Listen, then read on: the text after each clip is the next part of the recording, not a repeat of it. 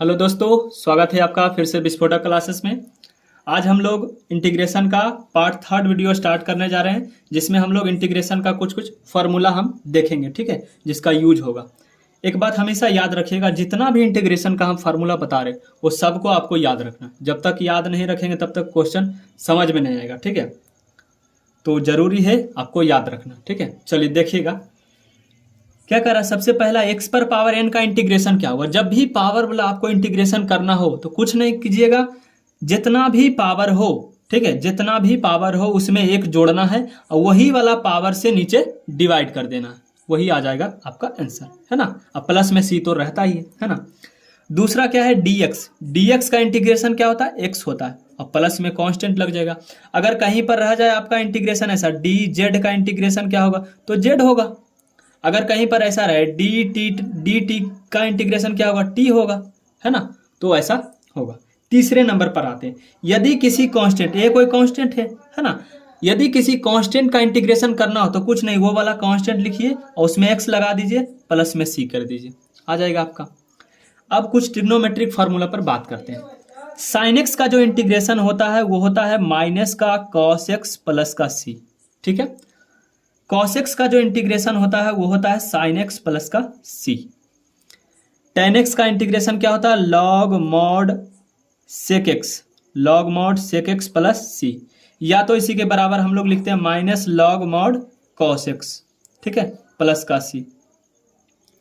आगे चलिए, cot x का इंटीग्रेशन क्या होता है, log mod sin x, क्या होता है, log mod sin x plus का c।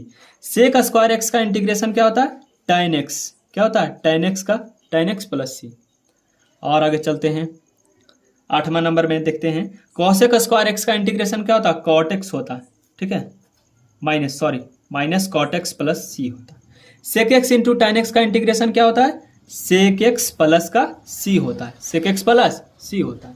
cosec x into cot x का इंटीग्रेशन होता है माइनस का cosec x, क्या होता है, माइनस का cosec x अब प्लस में कांस्टेंट लगा देना है आपको, ठीक है। अब आगे चलते हैं, sec x का इंटीग्रेशन क्या होता है, log mod sec x plus का tan x, log mod sec x plus tan x plus में c हो जाएगा। उसी तरह से cosec x का इंटीग्रेशन क्या होता है, log mod cosec x minus cot x होता है, ठीक है। तो ये कुछ अलजेब्रिक और ट्रिग्नोमेट्रिक फंक्शन का हम लोग इंटीग्रेशन का फार्मूला देख लिए। आगे चलते हैं, इन्वर्स ट्रिग्नोमेट्रिक फंक्शन का इंटीग्रेशन देखते हैं कैसे हम लोग निकालते हैं। चलिए अब हम देखते हैं इन्वर्स ट्रिग्नोमेट्रिक फंक्शन का इंटीग्रेशन कैसे होगा, ठीक है। देखिए, हम बताए थे सबसे फर्स्ट वीडियो में ही कि इंटीग्रेशन जो होता है अवकलन का उल्टा होता है कि नहीं, अवकलन का उल्टा होता है। तो देखिए, साइन इनवर्स एक्स का डिफरेंशिएशन ये होता है 1/√1 माइनस एक्स स्क्वायर होता है। तो अगर हम इसका समाकलन करेंगे तो साइन इनवर्स एक्स नहीं आ जाएगा, तो लिख लीजिए, ठीक है। तो आप लोग को बस एक ही चीज याद रखना है, डिफरेंशिएशन का टोटल फार्मूला याद रखिए, इंटीग्रेशन का अपने आप याद हो जाएगा, है ना। उसी तरह से इसका भी देखिए, कॉस इनवर्स एक्स का जो अवकलज होता है वो -1/√1 माइनस एक्स स्क्वायर होता है। तो इसका पूरे का अगर हम समाकलन कर दें इधर तो ये वाला आ जाएगा, तो यहाँ पर लिख देंगे cos इनवर्स x, है कि नहीं, आ जाएगा हमारा आंसर। प्लस में c देने के लिए नहीं भूलना। लेकिन एक चीज ध्यान रखिएगा, यहाँ माइनस है, अब यहाँ तो माइनस नहीं दिए, तो यहाँ माइनस नहीं दिए तो यहाँ पर बस लगा देना है आगे में माइनस, ठीक है। तो इसका जो समाकलन होगा दोनों हो सकता है, या तो साइन इनवर्स लिख दीजिए या तो cos इनवर्स x और माइनस लगा दीजिए, दोनों ठीक है, कोई दिक्कत नहीं होगा, ठीक है। आगे चलते हैं, ध्यान से देखिएगा। हम लोग जानते हैं कि tan इनवर्स x का जो डिफरेंशिएशन होता है dc, ठीक है, वो 1/1 प्लस एक्स स्क्वायर होता है। अगर हम इसका उल्टा, इसका समाकलन कर दें, क्या कर दें, समाकलन, अगर इसका हम समाकलन कर दें तो ये वाला वापस आ जाएगा, तो समाकलन कर देंगे तो आ जाएगा हमारे पास tan इनवर्स x आ जाएगा। अब प्लस में क्या कर देंगे, c कर देंगे। उसी तरह से देखिए, इसका भी अगर हम समाकलन करें तो आ जाएगा tan cot inverse x, -1/1 plus x square का अगर हम समाकलन करें तो ये वाला आ जाएगा। तो उसी तरह से यहाँ किए हैं तो आ जाएगा हमारे पास cot इनवर्स x प्लस का c।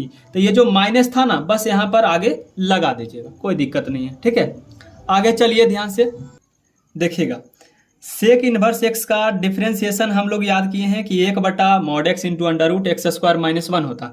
तो इसका अगर हम समाकलन कर दें तो यहाँ आ जाएगा सेक इनवर्स x प्लस सी। कुछ भी याद नहीं करना है ना। अगर अगर आपको एक याद है तो दूसरा ऑटोमेटिक याद हो जाएगा, है ना। उसी तरह से कॉसेक इनवर्स एक्स का डिफरेंशिएशन ये होता है, तो इसका अगर इंटीग्रेशन करें तो ये हो जाएगा cosec inverse x, cosec inverse x plus का सी। लेकिन यहाँ माइनस है तो माइनस वाला बाहर निकल जाएगा, यहाँ आ जाएगा, है ना। चलिए इतना तो ठीक ठाक है। आगे देखते हैं, 2-4 फार्मूला और है, उसको भी देख ही लेते हैं। देखिएगा, हम लोग पढ़े हैं कि log x का जो डिफरेंशिएशन होता है 1/x होता है। तो अगर हम इसका समाकलन कर दें तो log x आ जाएगा। वाकई में log x आ जाएगा, लेकिन मॉड लिखेंगे, log mod x प्लस सी।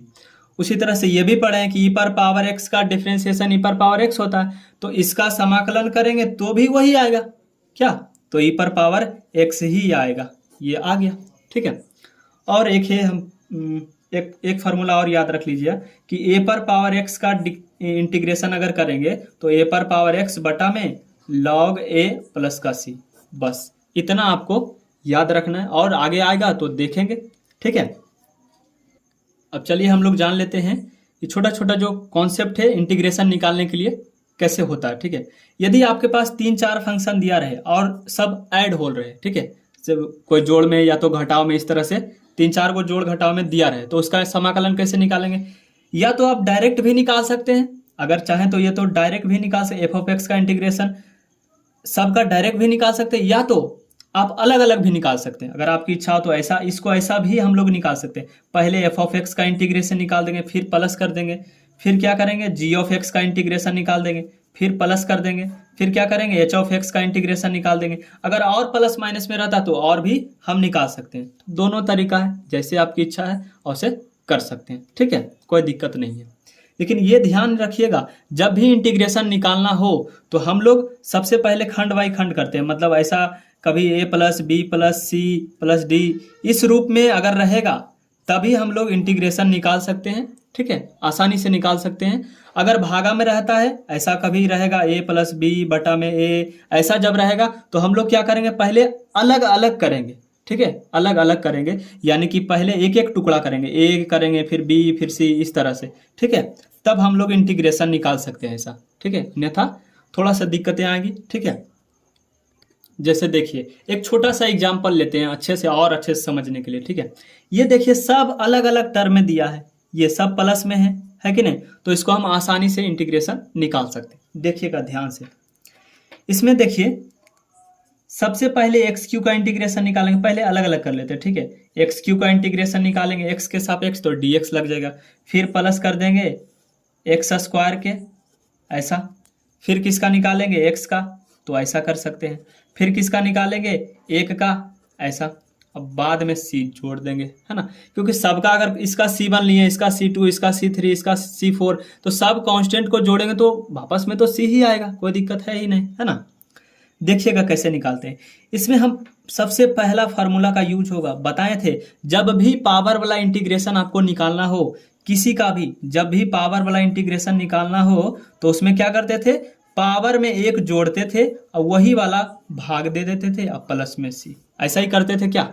जब भी आपको पावर वाला इंटीग्रेशन निकालना हो तो उसमें 1 जोड़ना है, वही वाला पावर से भाग दे देना है, ठीक है। तो देखिए x पर पावर 3 का इंटीग्रेशन निकालना है, तो क्या बोले, इसमें 1 जोड़ करके जितना है वो वाला नीचे लिख देना है, ठीक है।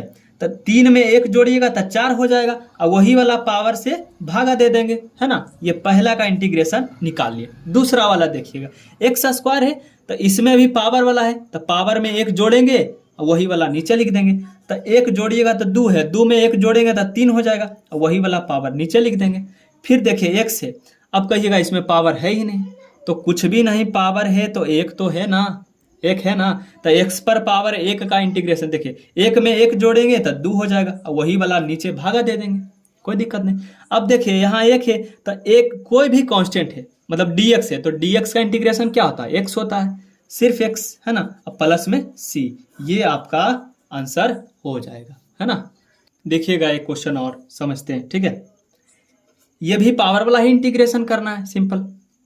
तो डायरेक्ट भी हम कर सकते हैं, कोई जरूरी नहीं कि टुकड़ा टुकड़ा करके इंटीग्रेशन करें तो भी आंसर उतना ही आएगा। ठीक है, देखिएगा इस बार हम डायरेक्ट करते हैं। डायरेक्ट करेंगे क्या, 3 तो कांस्टेंट है, तो किसी भी इंटीग्रेशन से कांस्टेंट को हम लोग बाहर निकाल लेते हैं। जैसे इसको हम लोग ऐसा लिखेंगे, इंटीग्रेशन ऑफ 3x² dx, फिर प्लस करेंगे इंटीग्रेशन 4x³ dx, ऐसा करेंगे। और इसमें देखिए 3 है, 3 क्या है, कांस्टेंट है एक, तो 3 को क्या करेंगे, बाहर कर देंगे। यहाँ पर लिखा जाएगा x² dx। यहाँ भी 4 कांस्टेंट है, तो 4 को बाहर निकाल देंगे, यहाँ लिखा जाएगा x³ dx, ऐसा हो जाएगा, है ना। अब देखिए ये तो 3 तो गुना में है, रहने देंगे। x² का इंटीग्रेशन क्या होगा, तो सिंपल है, पावर 2 है तो इसमें 1 जोड़ के वही वाला नीचे कर देंगे, अभी बताएं, तो 3/3 हो जाएगा। फिर प्लस है तो प्लस दे देंगे, 4 तो गुना में है, रहने दीजिए। x पर पावर 3 है तो इसका इंटीग्रेशन क्या बताएं, पावर वाला भी बताएं, है ना। पावर में 1 जोड़ना है तो 3 है, 3 में 1 जोड़ेंगे तो 4 हो जाएगा, वही वाला पावर से भाग दे देंगे, प्लस में c, 4 से 4 कट जाएगा, 3 से 3 कट जाएगा। हमारा जो आंसर आएगा x पर पावर 3 प्लस x पर पावर 4 प्लस का c आंसर आ जाएगा। हम लोग डायरेक्ट भी कर सकते थे, देखिए डायरेक्ट कैसे करेंगे। इंटीग्रेशन आपको निकालना है 3x² प्लस 4x³, इसका इंटीग्रेशन निकालना है। ठीक है, ऐसा 3 तो बाहर रहेगा ही, डायरेक्ट करते हैं। ठीक है, x पर पावर 2 है तो इसमें 1 जोड़ेंगे तो x पर पावर 3 और वही वाला 3 भागा दे देंगे, है कि नहीं। फिर देखिए 4 तो कांस्टेंट है, रहने देंगे। x पर पावर 3 है, इसमें 1 जोड़िएगा तो 4 हो जाएगा, फिर नीचे भागा दे देंगे, प्लस में c, 3 3 खत्म, 4 4 भी खत्म, तो बचेगा हमारे पास क्या, x पर पावर 3 और x पर पावर 4 प्लस में c, तो दोनों तरीका ठीक है। ठीक है, तो चलिए आज के लिए इतना रहने देते हैं। बहुत बहुत धन्यवाद।